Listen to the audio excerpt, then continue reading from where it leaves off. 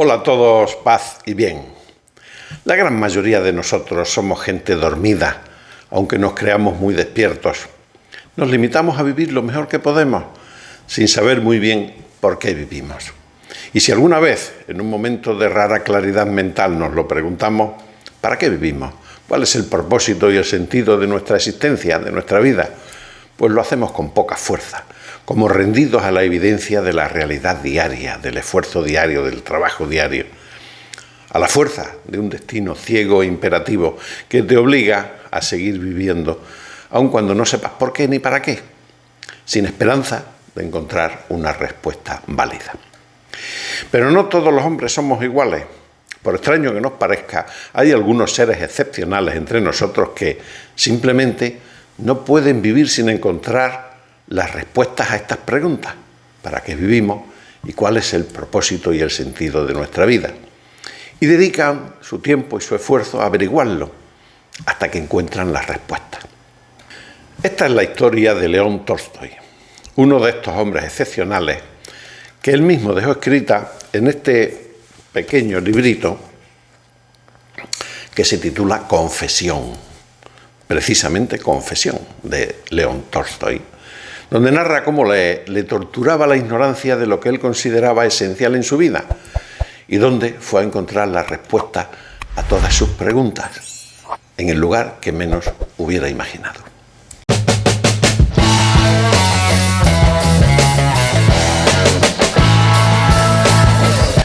León Tolstói nació en 1828 y murió en 1910. Fue un novelista ruso y es uno de los más grandes escritores de la literatura universal. Nació en una familia aristocrática en Yasnaya Poliana, su hacienda familiar, una finca rural a 12 kilómetros al suroeste de Tula, en Rusia. Huérfano desde joven, estudió leyes y lenguas orientales, vivía bien, tenía dinero familiar, pero abandonó la universidad y llevó una vida disipada y hedonista con sus amigos aristócratas y literatos, basada en la búsqueda del placer material e intelectual. Esto lo escribe en el librito de su confesión, hasta que ya en la madurez, hastiado de llevar una vida sin rumbo ni propósito, comenzó a buscar un sentido moral y espiritual más profundo a su existencia. Participó como soldado en la Guerra del Cáucaso y en la Guerra de Crimea, experiencias que marcaron su visión sobre la violencia y el sufrimiento humano. Alcanzó la fama literaria con sus novelas Guerra y Paz en 1869 y Ana Karenina en 1877. Obras monumentales que exploran la condición humana, el amor, la guerra y la sociedad rusa y europea de aquellos momentos y que ha sido un clásico en toda Europa y en todo el mundo. A pesar de todo, a pesar de que poseía todo lo que un hombre puede desear, éxito, dinero y fama, en su madurez vivió una profunda crisis espiritual que lo llevó a rechazar la Iglesia ortodoxa, en la que se instruyó desde niño y en el seno de la cual había nacido junto con su familia, y a desarrollar una forma de cristianismo radical, basada en la no violencia, la pobreza voluntaria y el amor universal, pensamientos que influyeron posteriormente en figuras como Mahatma Gandhi o Martin Luther King. Pero ¿cuál fue su batalla espiritual? ¿Qué fue lo que encontró y sobre todo dónde lo encontró? Que es quizás lo más interesante. Y aquí me toca deciros que si estos temas os interesan y os está gustando el vídeo, que os suscribáis al canal, deis un me gusta y hagáis algún comentario que siempre resulta interesante y seguro que respondo. Confesión, escrito en 1882, cuando Tolstói tenía 54 años, es un relato autobiográfico en el que describe la profunda crisis espiritual que vivió en la cúspide de su fama. Tenía todo a su favor, a su alcance, era famoso, mundialmente famoso, y tuvo una crisis espiritual. A pesar de su éxito, riqueza y reconocimiento, tras el éxito de Guerra y Paz y Ana Karenina, sus dos novelas famosas. Pues entonces, en este momento, se vio abrumado por una angustiosa pregunta. ¿Cuál es el sentido de la vida? Que en algún momento todos nos hemos hecho. Y esta duda lo llevó al borde del suicidio. En Confesión, Tolstói repasa su vida, su infancia, juventud hedonista, fama literaria y su búsqueda del sentido en la ciencia. Buscó en la ciencia, en la filosofía y en la razón. Sin embargo, ninguna de estas respuestas lo satisfacía. Y ve que la vida sin un propósito trascendente es absurda. Se pregunta, ¿qué sentido tiene la vida si todo termina en la muerte? Pierde el gusto por la escritura, la familia, el arte. Incluso contempla, como hemos dicho, el quitarse la vida. Recurre a la ciencia, a la filosofía y al racionalismo, sobre todo en aquellos momentos. Admirador de Schopenhauer y de Nietzsche, en esos momentos, luego ya no. Pero estas disciplinas solo le ofrecen respuestas frías o sin sentido frente a la muerte. Concluye que la razón por sí sola no puede responder al problema del sentido de la vida. Algunas de las citas más importantes de este librito son: mi vida se detenía, yo podía respirar, comer, beber y dormir, pero no tenía vida porque no tenía deseos. Ya estaba harto de todo, hasta el punto de no desear nada del mundo, y expresaba así su vacío existencial. Aunque vivía externamente, por dentro se sentía muerto y sin propósito. Otra es: ¿qué saldrá de lo que hago hoy? Se preguntaba, ¿qué saldrá de toda mi vida? ¿Por qué he de vivir? ¿Por qué desear algo o hacer algo? Esta pregunta marca el núcleo de su crisis espiritual. El interrogante por el sentido de la vida, pues atraviesa toda la obra de Confesión. La ciencia no da respuestas al porqué de la vida, solo estudia el cómo, escribía, criticando los límites del conocimiento racional y científico. Saber cómo funciona el mundo no basta si no se sabe para qué. ¿Para qué se funciona?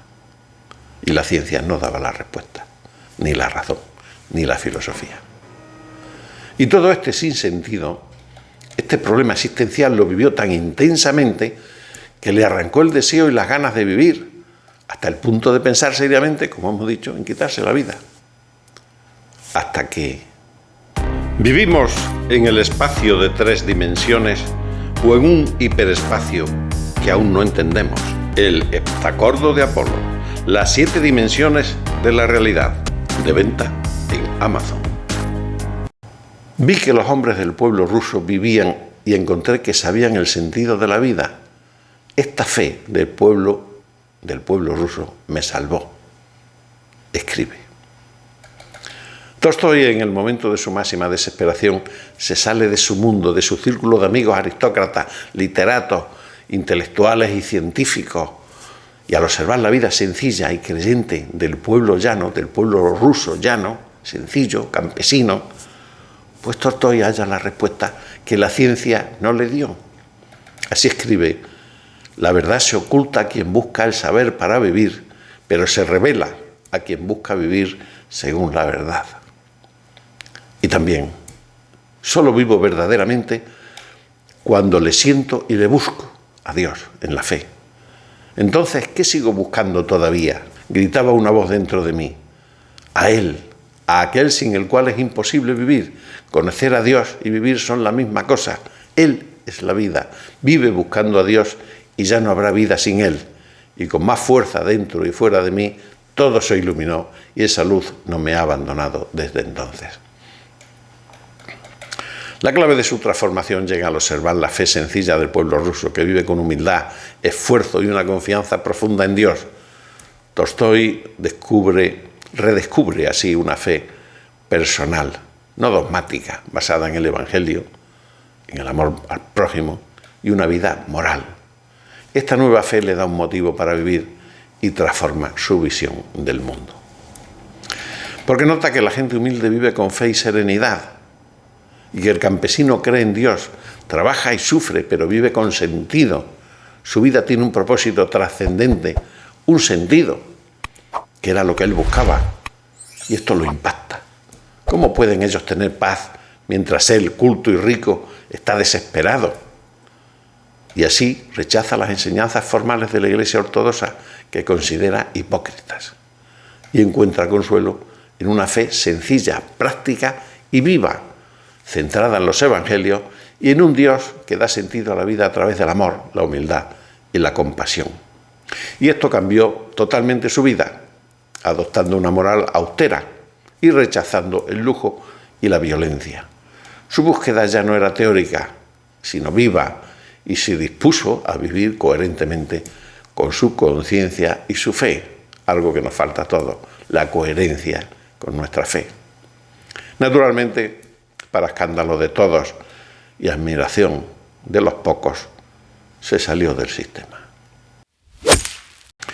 Así, en los últimos años de su vida, habiendo recuperado la fe, en 1890-1910, vivía en su finca familiar de Yasnaya Poliana, pero cada vez más en tensión con su entorno, porque se había salido del sistema, al abrazar a su hermosa dama pobreza.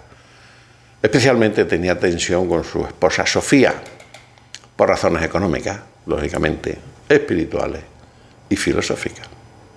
Adoptó una vida cada vez más austera, renunciando a los derechos de autor de sus obras y buscando vivir como los campesinos. Siguió escribiendo ensayos morales, religiosos y sociales en los que condenaba la violencia, la propiedad privada y la Iglesia institucionalizada. De manera que fue excomulgado por la Iglesia Ortodoxa rusa en 1901 por su visión del cristianismo no dogmática y crítica con la jerarquía eclesial. A mí me recuerda a Savonarola en Roma. Y como él, como Savonarola, también tuvo seguidores o discípulos conocidos como tolstoyanos, que intentaban vivir según sus ideales. A los 82 años, en noviembre de 1910, a los 82 años, decidió abandonar su casa y su vida familiar en secreto, buscando vivir el resto de sus días en paz, lejos de los conflictos domésticos, el canto del cisne. Seguramente buscando la paz de espíritu y la quietud del alma, lo que digo, el canto del cisne. Enfermo y debilitado, se desplomó durante el viaje y fue llevado a una pequeña estación de tren en Astapovo. Allí fue atendido por médicos mientras la prensa y sus seguidores se agolpaban fuera. Y murió el 20 de noviembre de 1910 en esa estación, rodeado de unos pocos familiares y discípulos. Su esposa llegó a verlo solo en los últimos momentos, desde la distancia. Su muerte fue vista como simbólica. Un hombre que buscó vivir con autenticidad hasta el final, incluso a costa del sufrimiento personal. Hoy está enterrado en un claro del bosque de la finca familiar, Yasnaya Poliana, sin cruz ni monumento alguno, como él quiso.